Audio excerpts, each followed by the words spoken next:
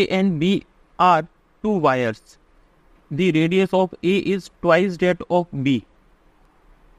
They are stressed by the same load than the stress on B is. Problem में दिया हुआ है मेरे पास दो वायर हैं, wire A and wire B.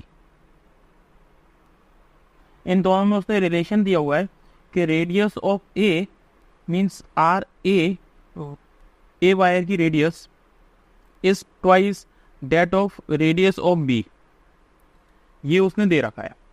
They are stressed by same load. Same load से मतलब ये हो गया,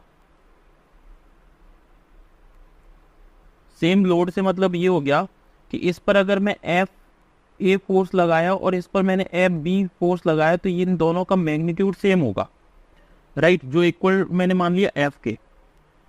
आगे बोला है उसने then the stress on B wire पर स्ट्रेस अपन को डिटरमाइन करनी है. तो स्ट्रेस इज इक्वल्स टू क्या होता है? स्ट्रेस इज इक्वल्स टू होता है फोर्स अपॉन एरिया. फोर्स हो गया एफ, एरिया को मैं लिख रहा हूं पाई बाय 4 डी स्क्वायर, या फिर इसे मैं लिख रहा हूं पाई आर स्क्वायर. यहां से फोर्स अगर सेम है तो क्या मैं ये लिख सकता हूं कि stress is inversely proportional to square of the radius. और अगर ये रिलेशन है तो मैं लिख रहा हूं stress in A upon stress in B wire B is equals to radius of B का square upon radius of A का स्क्वायर. यहां से अगर मैं रेडियस ऑफ बी लिखूं तो देखिए आर बी या R A is equals to लिख सकता हूं 2 into R B.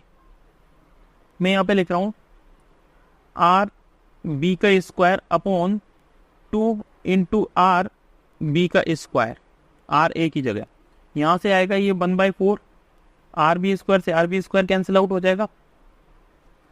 Stress sigma ए है, अगर मैं यहां से डिटरमाइन करूं तो sigma B is equals to कितना हो जाएगा 4 into sigma A.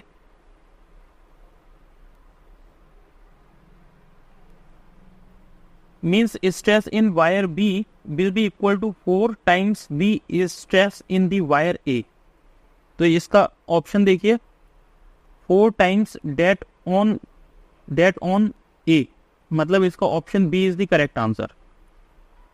B is the correct answer. Thank you.